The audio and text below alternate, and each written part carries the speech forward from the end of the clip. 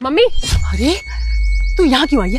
कितनी बार मना किया है, मेरे काम की जगह पे मत आएगा। साहब लोगों ने देख लिया ना तो गुस्सा हो जाएंगे। अरे मम्मी, मैं कलेक्टर बन गई हूँ। सच बोल रही है? तू कलेक्टर बन गई? हाँ मम्मी, ये देखो ज्वाइनिंग लेटर। बेटा तू घर जा, मैं जल्दी काम खत्म करके आती हूँ, फिर हम मंदिर जाएंगे, प्रसाद चढ़ा के आते। अरे मम्मी, खत्म करके क्यों काम? अभी चलो ना, अभी चलते ना मंदिर, आओ। अरे नहीं बेटा, अभी सारा काम पड़ा है और ऐसे छुट्टी मांगूंगी ना पता नहीं गुस्सा हो जाए और काम से निकाल दे तो।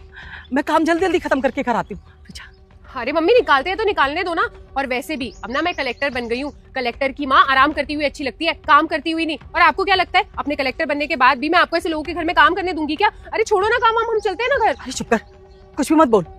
तुझे पता है इस काम की वजह से ही तू कलेक्टर बनी है। तेरी पढ़ाई के लिए साहब ने पूरे 50,000 रुपए दिए थे मुझे।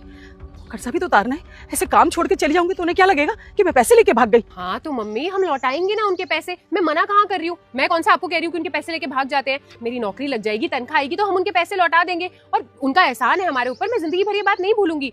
लेकिन मम्मी आप भी तो समझो ना, अब आपकी उम्र हो गई है, क्या जरूरत है काम करने की? आराम से घर पे रहो ना। क्या क्या मिलेगा ये सब करके? नहीं बेटा, ऐसे नहीं। ऐसे मैं एकदम से नौकरी छोड़ के चली जाऊंगी तो साहब लोगों को बड़ी परेशानी हो जाएगी। अरे साहब यहाँ अकेले रहते हैं, कैसे करेंगे वो घर का काम? और इतनी जल्दी कोई दूसरा काम वाला मिलेगा भी नहीं। और फिर तू ही बता, तेरे कलेक्टर बनते ही मैं तुरंत काम छोड़ दूंगी तो साहब को क्या लगेगा कि मतलब निकलने के बाद हमने उनके बारे में कुछ नहीं सोचा और काम छोड़ के निकल गई मैं। उन्हें लगेगा कि हम कितने मतलबी स्वार्थी लोग थे, जब जरूरत थी तो उनसे मदद ली, पैसा तक लिया, और काम निकलने के बाद बिना कुछ बोले काम छोड़ दिया। नहीं बेटा, मैं ऐसा नहीं कर सकती। गलत तो ये भी है ना मम्मी। कौन सा बच्चा कामयाब होने के बाद चाहेगा कि उसकी माँ ऐसे लोगों के घर में काम करे? मम्मी मैंने देखा है आपने जिंदगी में कितनी मेहनत की है। पूरा दिन आप लोगों के घर में काम करती थी और उसके बाद भी घर आके हमें प्यार से सुलाती थी और हमारे लिए खाना बनाती थी।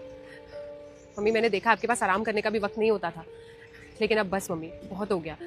अब आपका सिर्फ आराम करने का वक्त है। अब हमारे अच्छे दिन आ गए हैं। सही बोल रही है आपकी बेटी। बेटा, मैं माँ दुर्गा तुझे आज ये वचन देती हूँ कि अगर आज तू कमेंट में 3 बार जय माता दी लिख के 5 लोगों को ये वीडियो शेयर और फॉलो करेगा तो मैं तेरी सभी मनोकामना पूरी कर दूंगी। वो बोल रही है कि आपको काम नहीं करना, तो आपको काम क्यों करना है? कॉन्ग्रेचुलेशंस, बहुत खुशी हुई ये जानकर कि आप कलेक्टर बन चुकी हो। Thank you so much sir. Sir मेरी आपसे एक रिक्वेस्ट थी, आप प्लीज़ मम्मी से कहिए ना कि अब वो ये काम करना छोड़ दे।